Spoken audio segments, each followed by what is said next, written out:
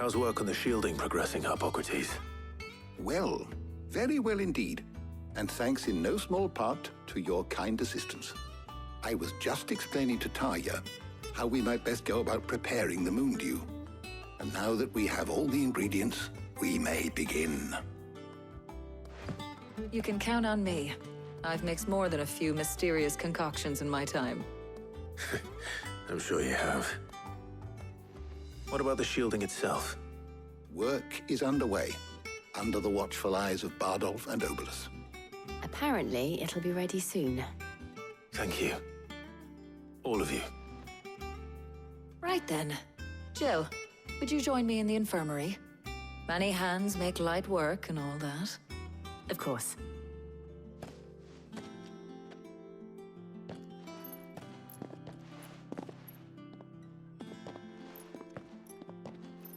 Oh, and Clive.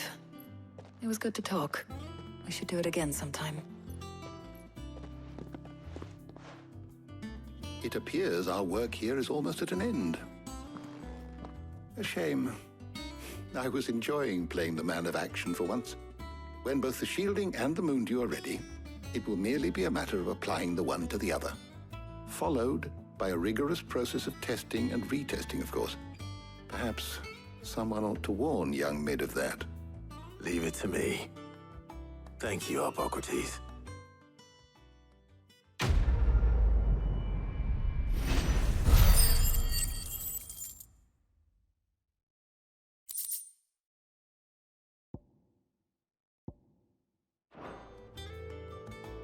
Well, I'd better go and give Mid the good news then.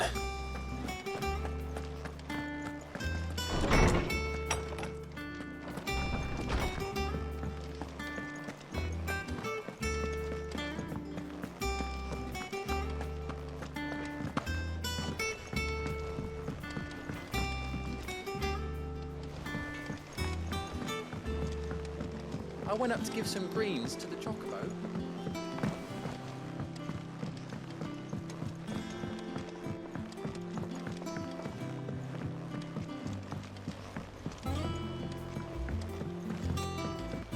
Mid hasn't been, Editors started reading books that don't have any pictures in.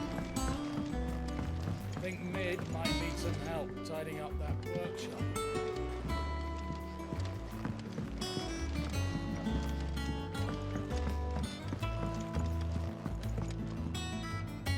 Sorry to keep you waiting, Mid.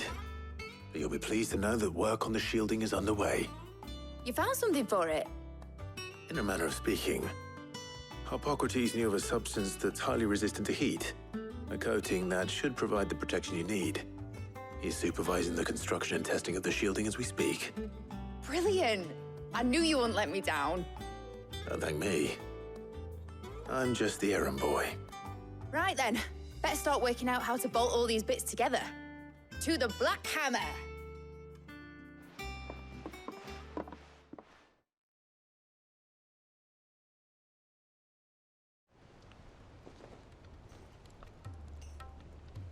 You know, when I got into the smithing game, I thought I'd be making swords and shields, not thermal bleeding didgeridoo-dahs.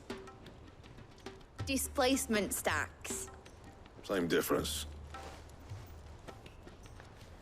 Whatever you call it, I ain't putting it together in here. It's cramped enough as it is. Let's take this outside. Mid, you get all the parts lined up on the deck. I'll take care of the rest. On my way! Oh, and bring me the biggest hammer you can find. This is gonna require some precision walloping.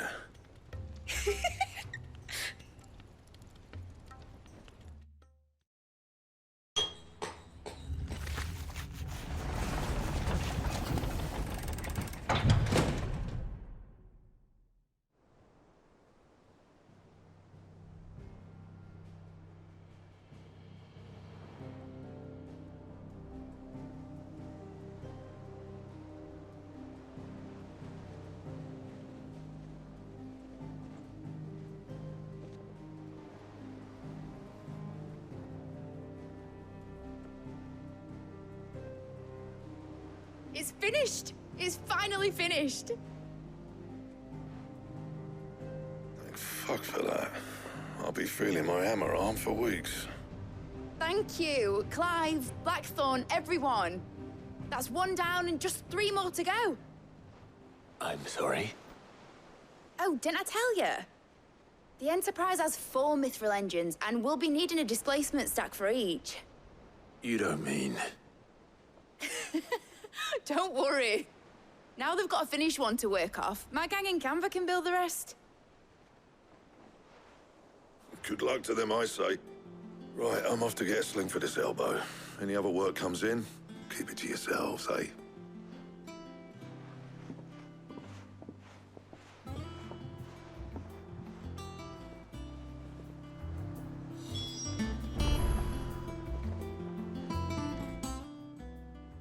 What's the matter? Nothing. Just daydreaming.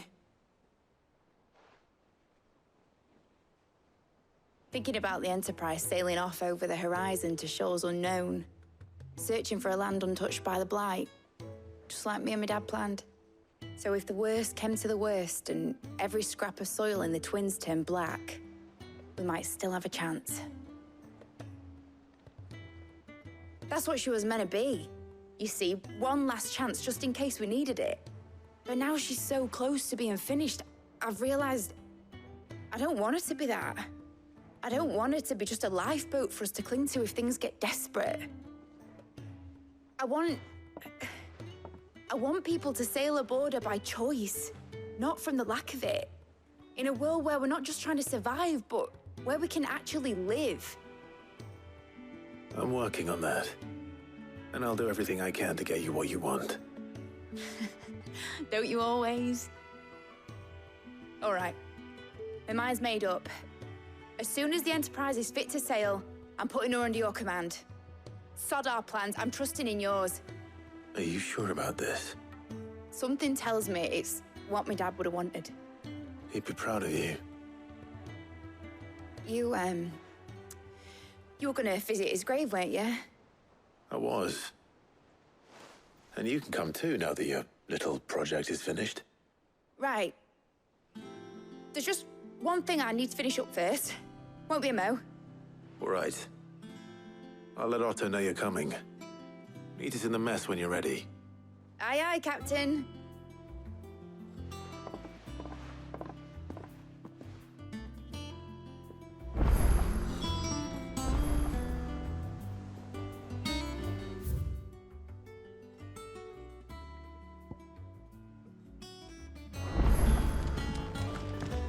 Is that the thing Tomes helped to build?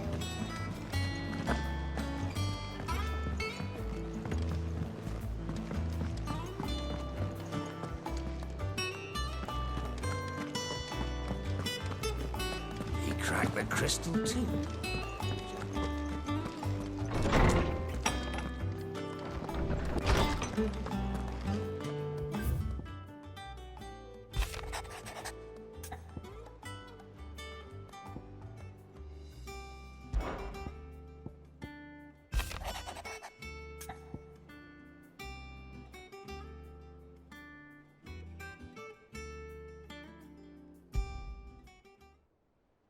Trouble with the ledgers.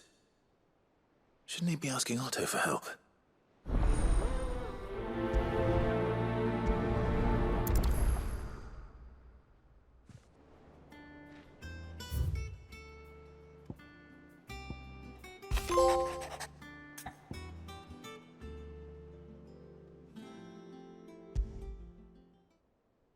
What could be wrong with Torgor? He seemed well enough when I last saw him.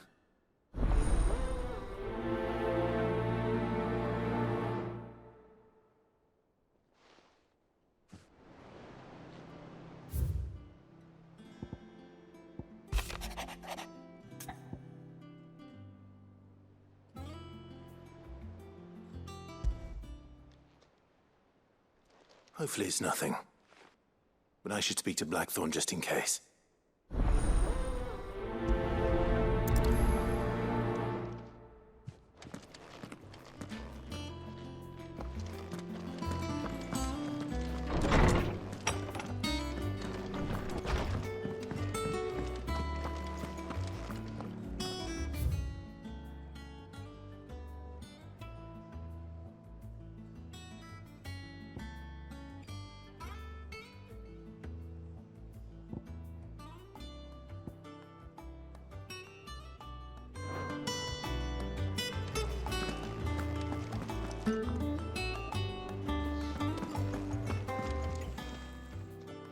I got your note. You think something's wrong with Torgal? So you can read. Congratulations. But I didn't say I were wrong with him. I said something weren't right. He's not been eating me treats. He used to love cracking the bones from Molly's boiled brown, but now he won't so much as look at them.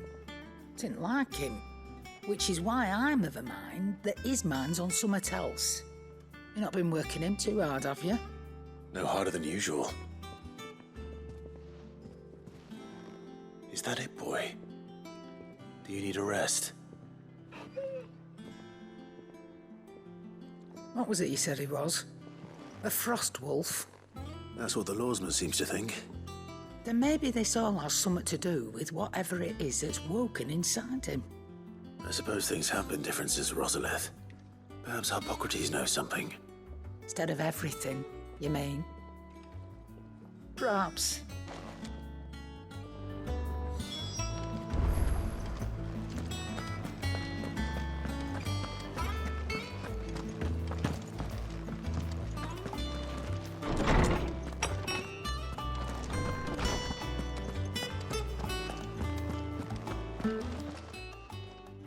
Lawsman, I need to ask you about Torgal. Something's not right with him. He isn't ill, is he? I don't think so. But according to Lady Karen, he seems to have lost his appetite, which is certainly a new development. She says he's hardly been touching his bones of late, and she believes it may have something to do with what happened at Rosalith Castle. I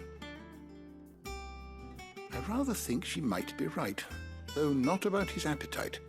All canids are instinctively inclined to crack open bones for the rich marrow that resides within, and I see no reason why a frost wolf should be any different. Accordingly, I suspect it is not a lack of appetite that afflicts Torgal, but a surfeit of it. If we assume that his newfound magics require additional nourishment to sustain, it may well be that the bones Lady Karen is accustomed to providing are no longer sufficient. Frost wolves, after all, habitually prey upon far larger animals, whose bones may yield altogether different nutrients. As to where one might find a suitable substitute, some antelopes that graze the meadows of eastern Rosaria have been known to grow to a size more than double that of their lesser cousins. I don't recall ever seeing any that large. And little wonder. The oldest and largest such creatures rarely leave the safety of the highlands for fear of predators. The last elder antelope sighting I recall hearing about took place near Cressida, and that was long before the village was abandoned. Even so, it seems like a good place to start. Good hunting, Clive.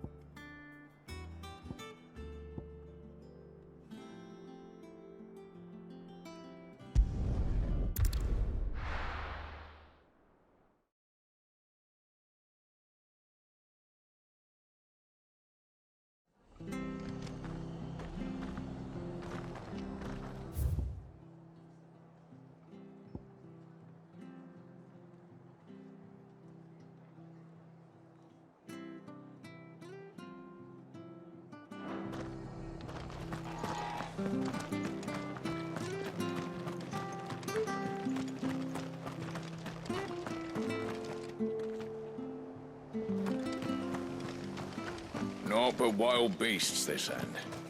Their twisted talons and gruesome maws used to tell.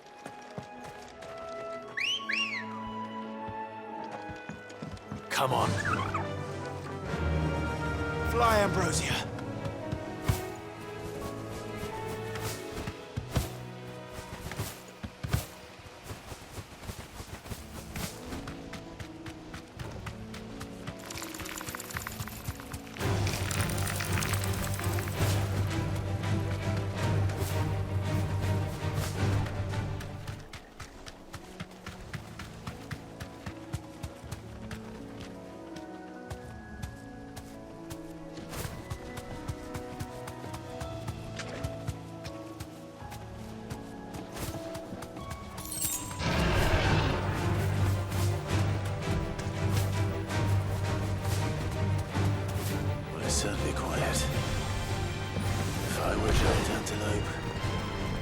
seem like just the place.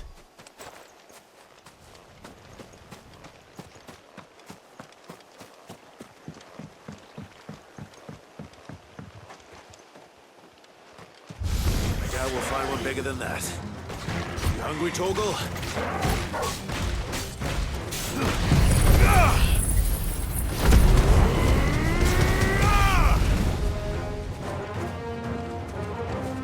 Get him! Over here!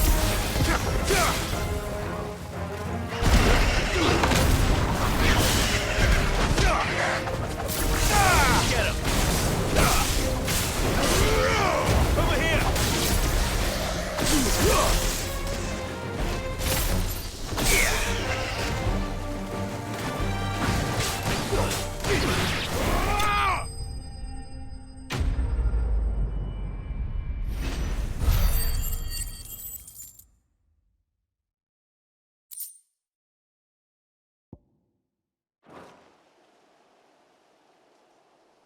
Now,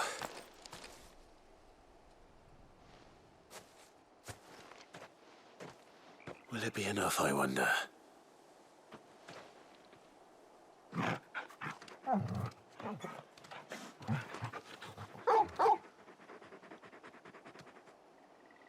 I say that answers my question, which means we owe the lawsmen our thanks. You're just a big puppy, aren't you?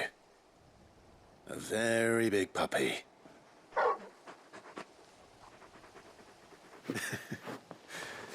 You do know you can take that with you, Torgal. Lady Karen will be relieved to hear you've got your appetite back. Come on, boy.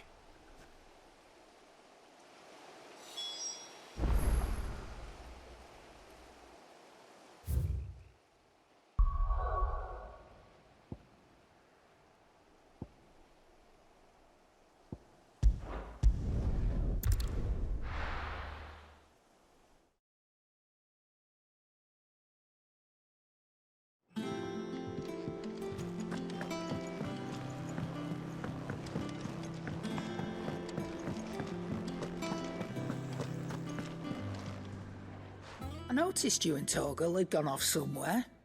Take him for a walk, did you? You could say that.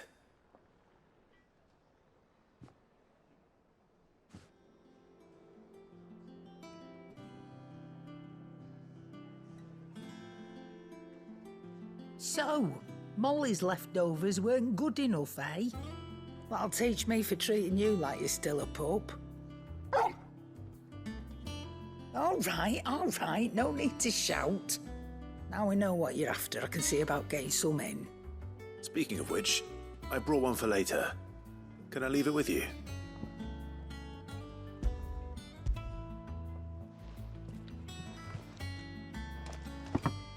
You can, aye. I'm nice like that. In return, you can thank Tomes for me. The bloody know-it-all. I was just on my way to see him.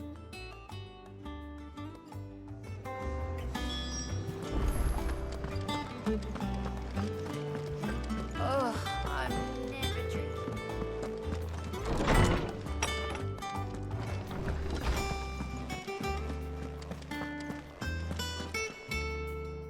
Ah, Clive.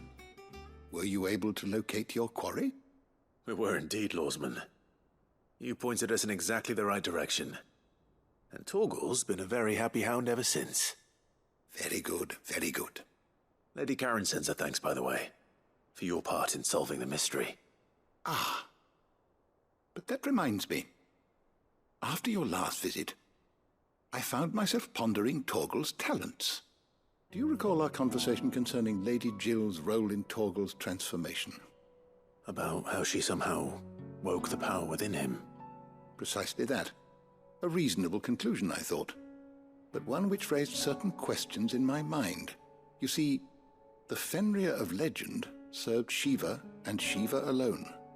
And while the powers attributed to him are certainly impressive, the records imply they are somewhat different in nature to those you described Torgal as having used. What are you suggesting? that Torgal may be the beneficiary of more than one icon's power. Consider that in addition to Lady Jill, he has served as a loyal companion to you, your brother, and even the late Cid.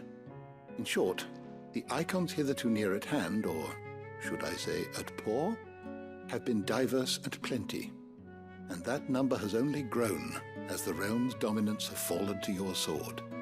One can but speculate as to how all of this has affected Torgal.